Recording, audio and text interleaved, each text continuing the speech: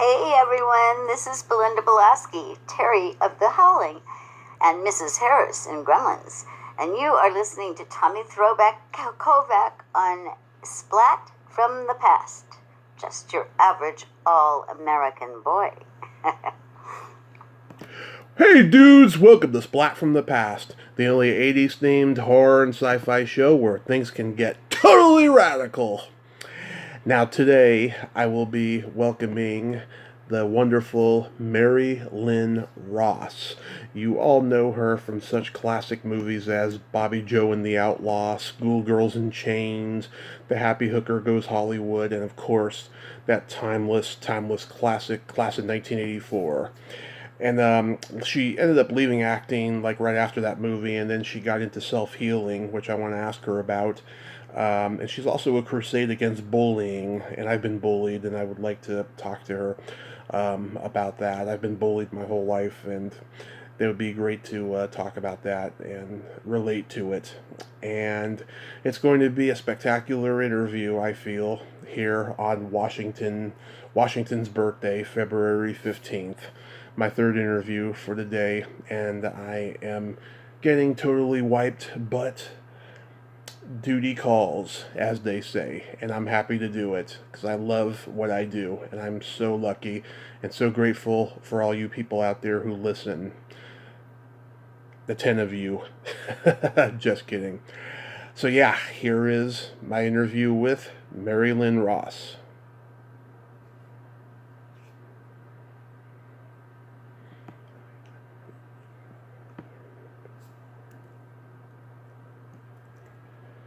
Hey, Merrie Lynn. Hey, Tommy.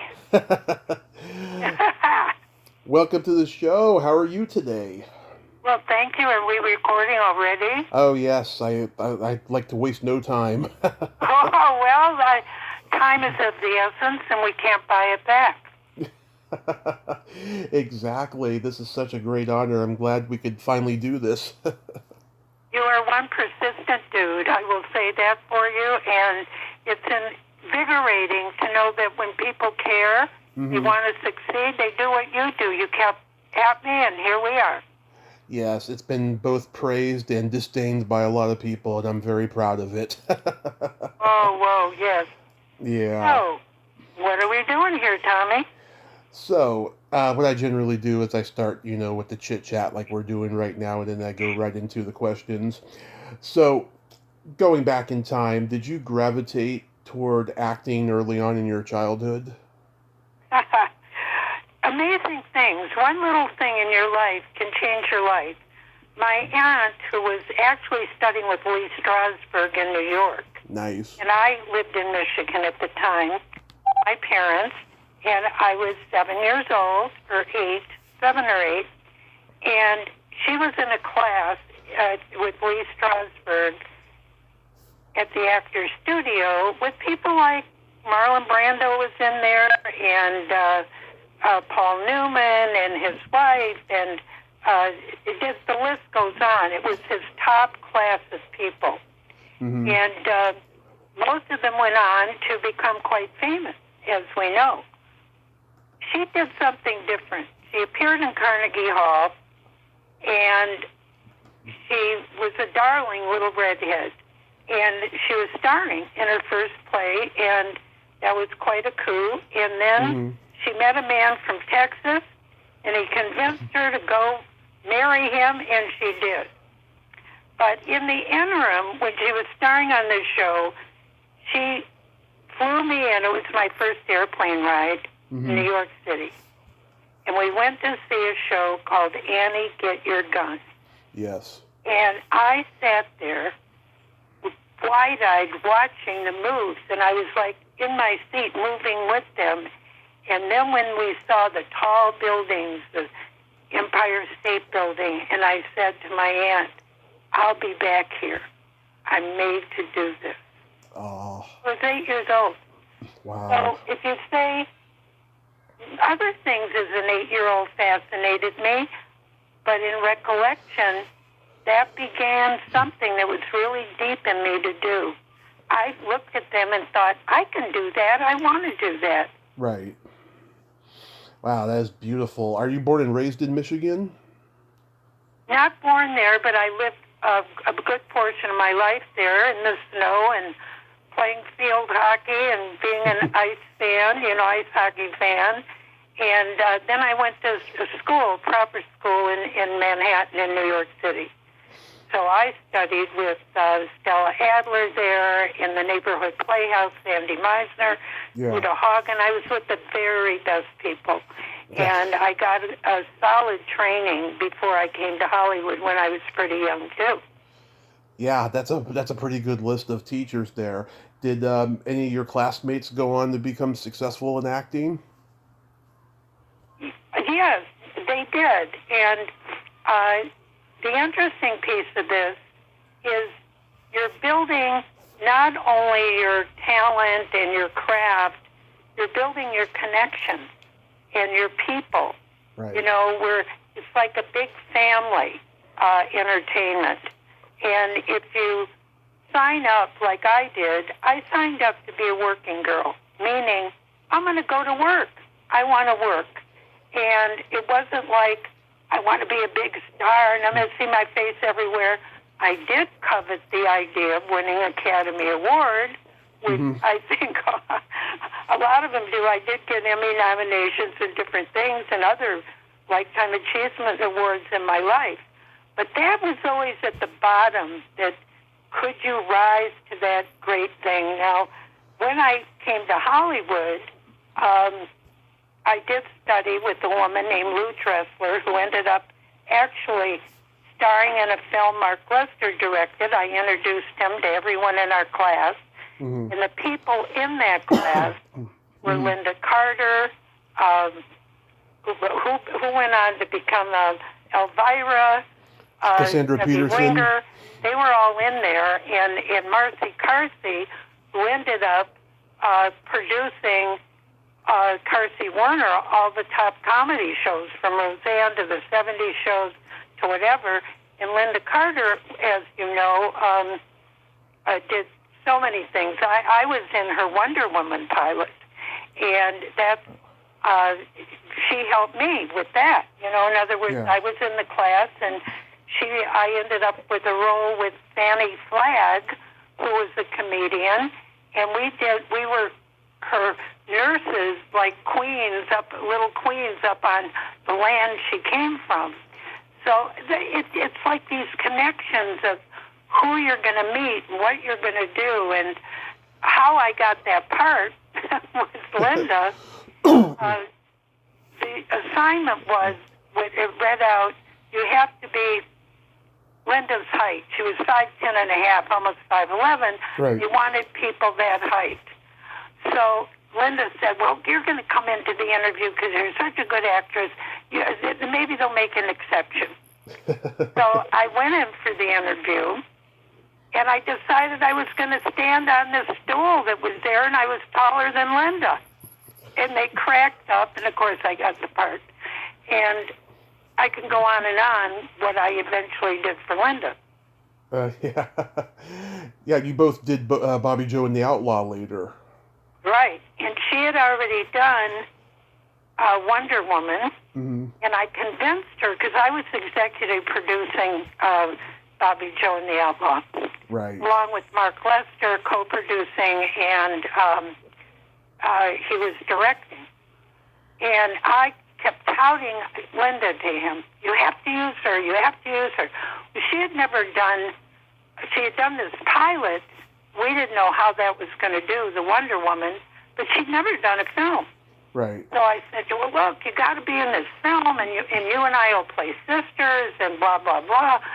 And finally she did it, and that's history. Lots of stories there, too. Oh, yes, I'm going to ask. But first, your first big movie role was as Sue in Schoolgirls in Chains, right? I think there was one before that, or two. No, when you say big thing, that to me was a little picture. And it was a bizarre little picture.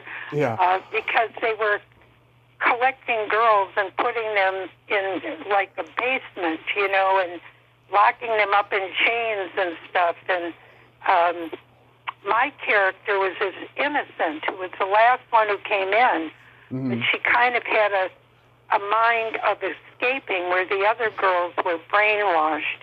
That was, one of those horror kind of pictures. And Right. but I did other films before that you would know about. I didn't have the lead, but I was in big films in New York, a few of them, and God, I can't remember all the work I did. Yeah. It said that you had like an uncredited tiny role in The Out-of-Towners. I did? Yeah, you played a girl on steps and you were uncredited. Oh, okay. Who was in that? Jack Lemmon and, oh God, what's her name? It was like a Neil Simon movie. Oh, Sandy Dennis. Yeah, I vaguely remember a pratfall or something in that, but I actually starred in another film, Somebody Goes to Hollywood. I can't remember the name of that one, with his son, yeah. Jack Lemmon's son. He was starring in it, and I was one of the co-stars with other people in that one. Yeah. That was years later. Of course, I was able to say, well, probably at the time, I'm not your dad. Probably on the steps, like you said. But I did play with his son, which was interesting. He wasn't his dad. I mean, his dad is iconic, Yeah. Last year I talked to Gary Kent about Schoolgirls in Chains, and I didn't even know I was talking to the stuntman that Brad Pitt plays in Once Upon a Time in Hollywood. I was honored. He told me the truth about the Spawn Ranch and all of that. He was a great man to talk to. Gary Kent was a very unique kind of person. I haven't heard his name in 100 years, and I hope he's still with us. He is. Yeah, I remember that. We shot it somewhere in Redlands, I believe, in California at that time. Mm-hmm. And, there's a lot of people that you'll never really hear their names because they were in the background as the stunt people, and then they rose to direct something because they knew what they were doing. If you're on a set long enough, I mean, I've directed since, and I've produced and written, and if you're there long enough, you just become part of a whole system. But back in the day, for a woman, the ceiling wasn't quite broken. I didn't know that, the glass ceiling that they talk about. And at that time, if you produced a movie and starred yourself, they would that was frowned upon. Oh, she couldn't get a part, so she had to produce the movie. Yeah. Which wasn't true at all. And for me to produce, I raised a lot of money. Went out and raised money to produce a movie. Right. And that's how I found out I could produce, because I didn't know exactly what a producer did, even though I'd been on enough sets. But that executive producer, I got a credit, and I had other credits as a producer. But what I'm saying, back in the day, yeah, I used two names. Mm-hmm. Merrie Lynn Ross, I mainly acted under, yeah. and Lynn Ross would be a producer. And sometimes we'd get mixed up which one to use. It was like there were supposedly two people out there. Yeah. And in fact, there were. I had a split personality to do those things. Because I always loved comedy. Mm-hmm. Right? I played dingbats and invulnerable characters that you sort of rooted for. And most of the time, they were adorable characters. What I mean, adoring. People loved my laugh or giggle, and unthreatening characters, that you could embrace and enjoy, And I enjoyed it. I think if you enjoy it, they enjoy it. I'm talking about the audience, Yeah. So did you meet Mark on White House Madness? No. Oh God, White House, man. That's another one. I would play Julie Nixon in that. And it was during the Nixon tapes and all the hullabaloo when he was being impeached. Does that sound familiar right now to anybody? Yeah. Right. Of a president? Right. Whoa. I mean, and of course, we did the movie before the results were out of this impeachment. And it was an outrageous comedy.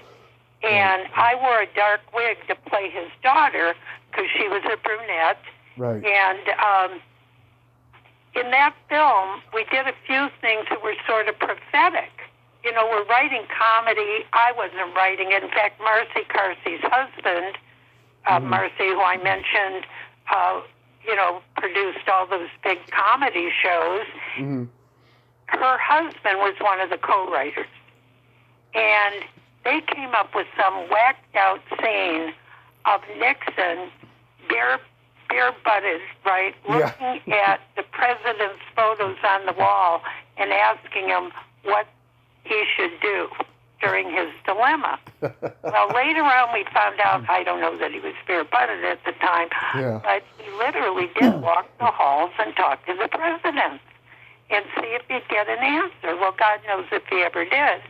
But those times are classic for me because I got a chance to play a character from real life, and for an actor, what does that do? I have taught acting way back in the day when I you know, blah, blah, blah. Yeah. We were teaching an acting class, and they said, well, you're going to play Julie Nixon. I also played Eleanor Roosevelt. Right. Look at the difference in those two. Oh, yeah. I don't really look anything like Eleanor, but you learn as an actor to just go very silent. You watch and pick up things about that real-life character that you can. And somehow there's a magical formula that happens. You sort of just channel that character, for lack of a better word, that is. You become that character. Absolutely. When I played Julie Nixon, I was kind of an insipid young girl who, whatever my daddy does, I'm following him. You know, that's where she was at. Where Eleanor Roosevelt had a complete elegance to her. And she was so highly regarded and an amazing woman. And I got a chance to delve in and find a little piece of me that might have been elegant, that could be someone to aspire to be. And a whole different accent, everything different. So I'm sharing that with y'all. So with Bobbie Jo and the Outlaw, I mean, that must have been a lot of fun. I've talked to Belinda about making it, and she had a great time. I love Belinda Belasky. Yeah. Hello, Belinda. A very talented artist. Yes, as she we is. can see now. If you look at her websites and stuff, she's amazing. And the truth of her little story about her art is as a child, if she was feeling upset or something, she'd go into this closet where she had a light and she'd start sketching. So she's been secretly sketching her whole life.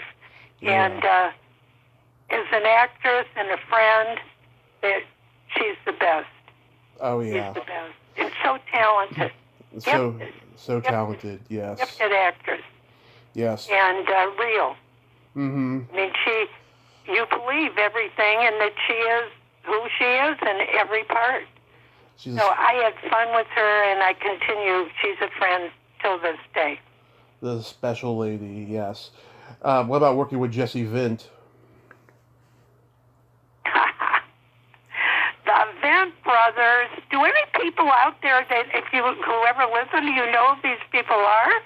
I'm sure they do. Jesse Vint was the coolest guy because he was good looking. He didn't take himself seriously. He had a little Jack Nicholson in him, a little playful, and a tremendous sense of humor. And when we did that movie, there were different scenes where I'm a pretty good writer. I've written 10 books that are published, a #1 bestseller. I've written many scripts. So they gave us the option occasionally to improv or do an extra line or two, and no one can do it better. Right. And his classic line for me, I'm standing there. I've never done nudity. I'm announcing that right now. Never done it. Good for you. I have been asked many times, and I even turned down things, not because I wasn't proud of my body, but because I didn't want my kids to see it one day. Yeah. Even though I didn't know if I was ever going to have kids. There was something in me that I would do bikinis, and I would do bra and panties, and in this show, that's what I did. And we're standing by a lake, and he had nicknamed me Pussy Willow as his character. He just gave me a nickname in the film. No one else called me that. And we're standing by this thing, and I'm complaining about something or saying something, and he looks at me, and he says, "A hard man is good to find." That was his line. And he just threw that out there, and it became a classic, a line in that film. So, things happen, and I just adore him as a person, and he has brothers, too, that are pretty neat guys. Yeah, I had a bad experience trying to get him on the show back in November. He agreed to do it. I was up all night doing research already, and then he canceled that morning because he said that he had family coming into town. And then 3 weeks later, after I'd been overwhelmed with other interviews, I got back to him, and then he just mysteriously changed his mind at the drop of a hat. And then I found out he's friends with Robert F. Lyons, who also flaked on me a couple years ago, and I found out they're both involved in Scientology, so they probably thought I was going to ambush them or something. Well, I can't... Yeah. If you ever said to me, who might be the last person, not that I'm judging Scientology, that's not my business. Yeah. But I would never dream that he would go in a direction, because he's such a free spirit. Yeah. Into a direction that has potential, what's the word I want to use? It has a lot of regulations of sorts. Yes. Yes. And I hope he's happy, whatever he's doing. I hope he's well, that he's happy, because in this day and age, with what we're going through, right, it's very important that we keep our eyes on our own business. Yeah. There's too many distractions. We're too isolated currently. We need to really get inside our own hearts and do the best we can every day. And so many people, and I've written how-to books. I'm known for, in My Secret Life, as I mentioned, Belinda's was hiding in a closet doing art. I've been what they call a wise woman, let's put it that way, even though I'm a goofball in real life, with humor being my healing process. Mm-hmm. I've written books like Life is an Improv, where it shows you, and I say life is an improv, or you would have been born with a script in your hand. And since you weren't, let's see what it's about. And I have a lot of quotes on the back of people who adored me or didn't. It didn't matter of me and my comedy world, right? As I'm known as a comedy person. Right. And I also believe that we can heal. And we can heal through laughter. And we can heal through, as I was saying, keep our mind on our own business. Yeah. We get so involved outside of ourselves. The politics, the this, the that, and which is creating divisiveness. Right. And we're Americans. In my mind, unity is the most important thing. Right. And we can listen to differences and let them be and have dialogue. And I really support it. And why I'm saying that is that it doesn't matter what religion you are, what race you are, what creed you have. You are human. And I have a whole little dialogue I do about being a human being. Yeah. And guess what? We're earthlings on top of that. Yeah. We're if someone said to me, well, what if a spaceship came flying in right now? What would they say? Mm-hmm. They'd say, I don't know who's better, the dogs or those things they call humans. The dogs seem to love everybody. They lick, there could be a ferocious dog. Oh, yeah. I'm just saying that that's what I can offer people today. Mm-hmm. And I have something called the I Spiral Oracle, which is part of the nonprofit I have, Merrie Way Community. We created Peace March, the #1 curriculum across the country, and the #1 book called The Bully Solution. Yes. These are areas that I'm interested in because it all has to do with what we're doing right now, Tommy. Mm-hmm. It's communication. I love that you crusade against bullying because I've been bullied my whole life. I was bullied in school. That's why I turned to movies, and why I love movies so much, because I didn't have too many close friends, and it kept me away from going out and socializing and being bullied when I wasn't in school, And now I'm just being bullied on the internet. I get trolls commenting on my podcast and saying really mean, awful things now. Well, you know what? Yeah. That's something to say to them in your behalf. Mm-hmm. Do one better if you don't like this one. Right. Do one better. Prove yourself. Yeah. It's so easy to throw a stone and be nasty. That's why you keep doing what you do. Exactly. I admire you. You have tenacity. Thank Ask you. those people out there, what are you doing to help the world? Excuse me. That's my question. What are we doing? What is everyone doing now? There's a lot of depression. There's people that we know the condition. I don't want to go into all the numbers of things of people suffering right now. Mm-hmm. And the only way out of that, if you're religious and you have a spiritual way to go, that's the answer. Whatever it is. And you do your thing. And guess what? The only compassion that people can have, because when we did the bully solution, there are 3 people, 3 entities that are involved in bullying. 1 is the bully. 2 is the so-called victim. 3 is the bystander. The bystander who's watching or has inkling of it could be standing there in fear that if they step up like a kid in school and tattle on them, so to speak, that they're going to be the next one who's bullied. Right. That's a standby. That standby is a participant. There's 3. The victim usually has certain lack of self-esteem. They might be smaller. They could have some deformity. They could have whatever it is. Right. And a shyness. And they're not as strong, maybe physically, whatever it is. And the bully, we want to say, we're going to get the bully, we ought to get him out of school, anti-bullying. No, the bully, how did they become that way?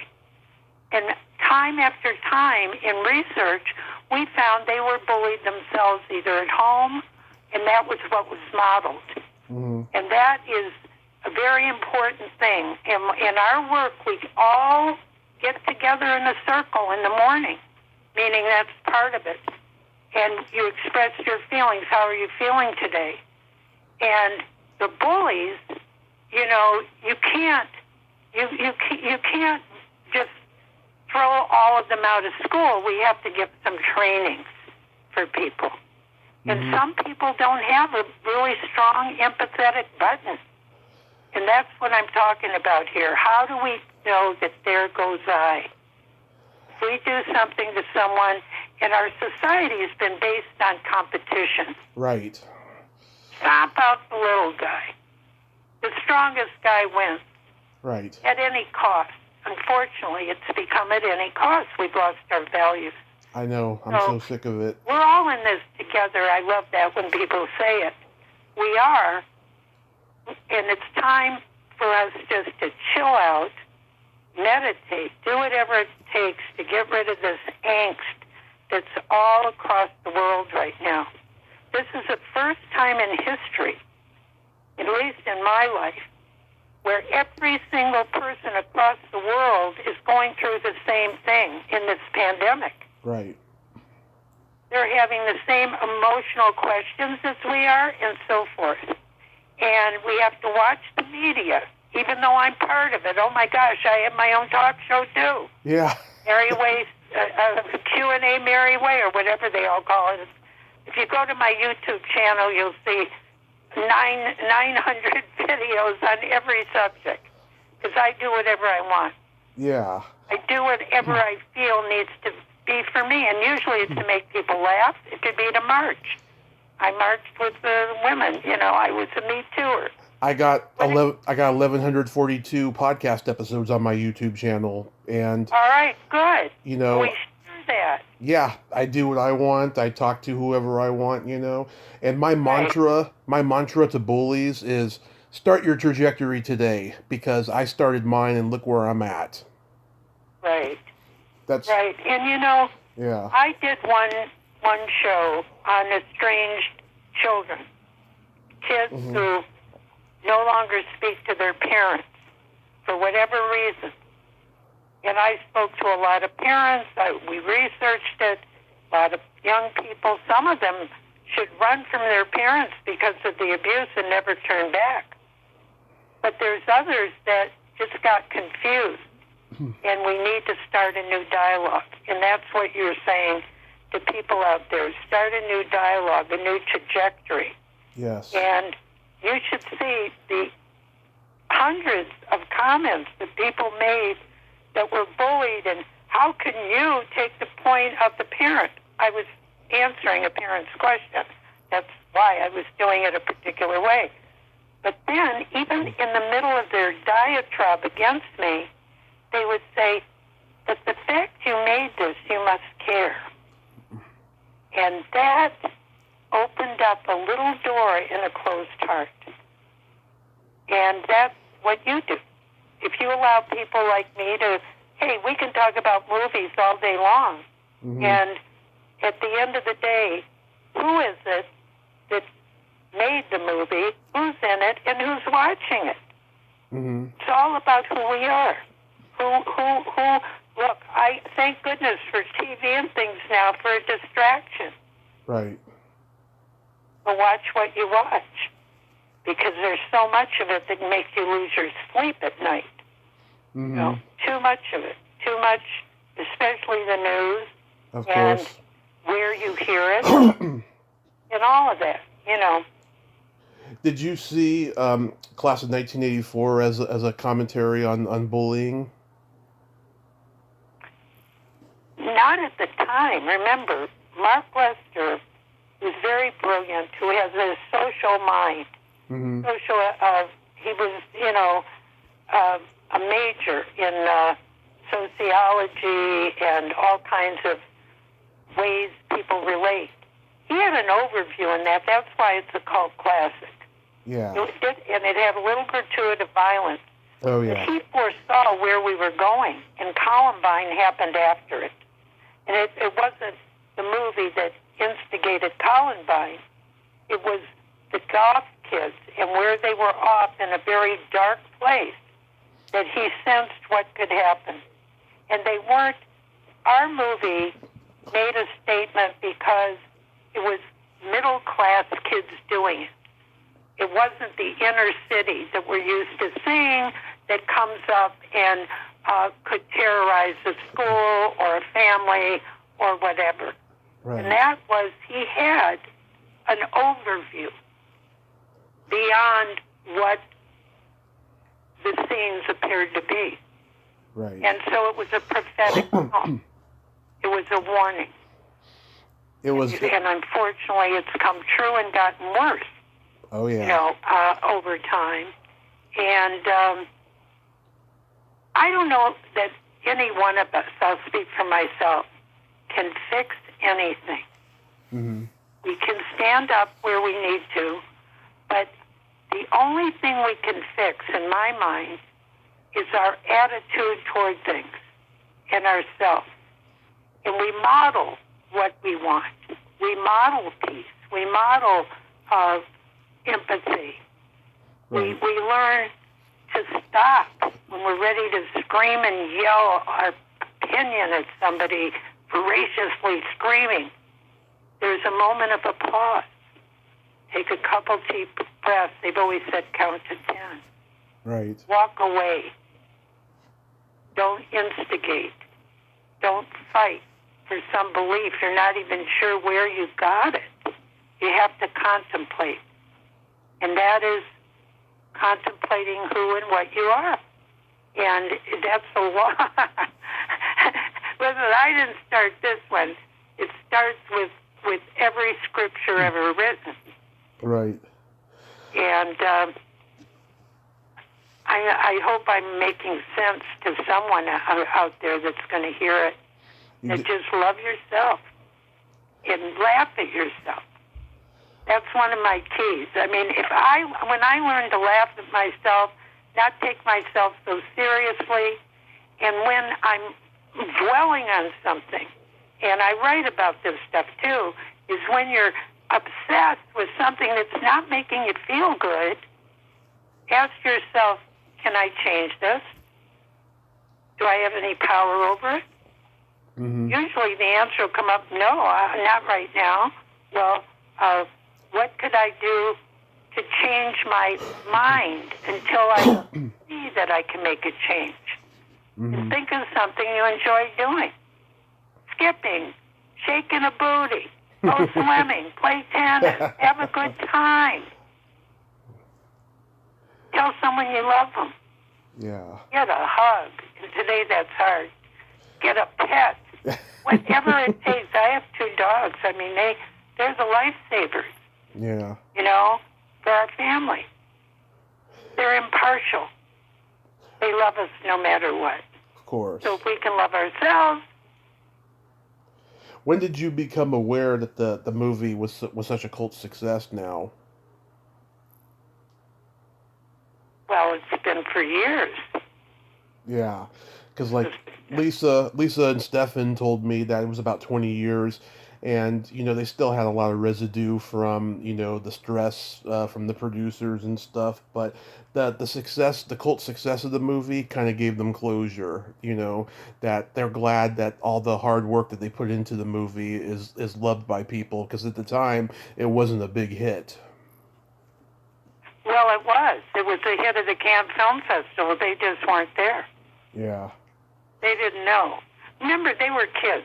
Yeah. Their perception of anything that was going on was limited.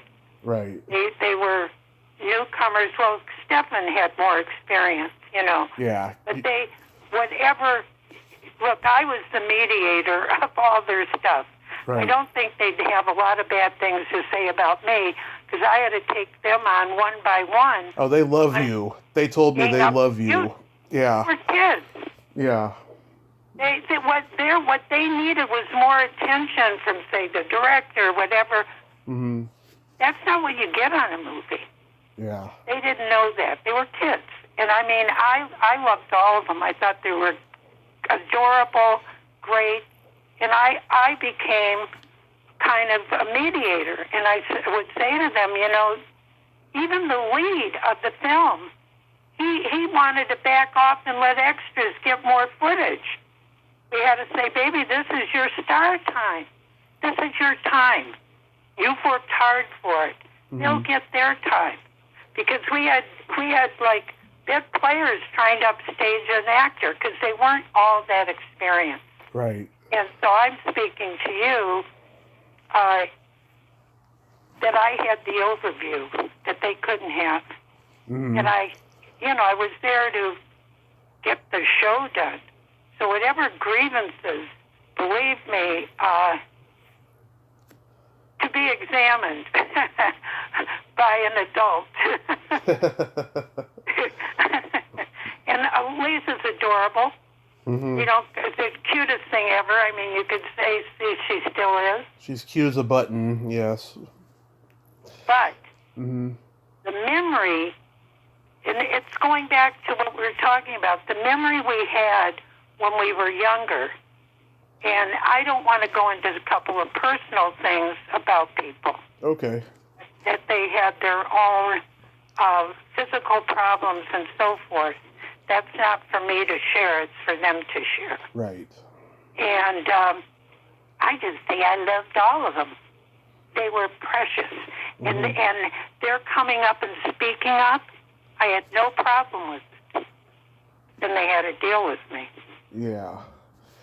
Teresa is here now. There's no being right.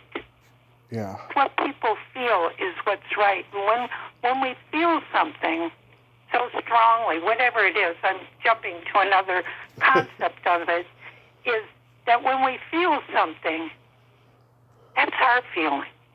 Right. We need to examine it. And we need tools. That's why I hope if anybody's listening, get my book, Bounce Off the Walls, Land on Your Feet. It's on Amazon because that book shows you how to morph havoc and hassles into harmony and happiness. Many tools. And they're my ha-has. They all start with an H-A. And that's one of my older books, but there's so many. And life is an improv for anybody that might want to be in acting or whatever. Mm-hmm. They can try that. And I'm just, they can go on Amazon and just type in Life is an Improv, Mm-hmm. Bounce Off the Walls, Land on Your Feet. Put my name in. Who knows what other people have similar titles. But the bottom line is that's what I really feel today. Let's just offer our best and leave the rest. And on that, I got to jump off because I've got to go somewhere. I have people that are going to pick me up in about 10 minutes, and we're going to head to the ocean, Mm-hmm. and I'm looking forward today. It's President's Day, right? Right. Well, Merrie Lynn, before we head off here, I know you like comedy. Can I tell you a couple of jokes? Yeah. Okay. What did the elephant say to the naked man? I have a bigger trunk than you do. Close. Man, how can you breathe through that thing? You know what? I can't do this right now. I love you. I have got to go. I'm really on a tight schedule, and my brain is, I don't know how else to say it. I'm not a joke person. I don't do a lot of this except comedy, and that was my treasure. Mm-hmm. I'm in the moment. So you're asking me questions. I ain't going to pass the test, baby. That's not what I do. Okay. Merrie Lynn, right? Thank you so much. To you and love to your audience, and I'm so happy they're listening to you. You're a good man, Charlie Brown. Oh. And it's been an honor to spend this time with you. Thank you so much, Merrie Lynn. You stay safe. God bless, and wear a mask when you go out tonight. Thank you so much. Mwah. Mwah. Well, there you have it. Merrie Lynn Ross. Ain't she a sweetheart? Oh, what a great lady. Buy her book. And keep an eye out. Follow her on social media. She's an amazing, amazing treasure of a woman. Well, until next time, this is Tommy Throwback Kovac saying there's no shame in living in the past because the present sucks. Later, dudes.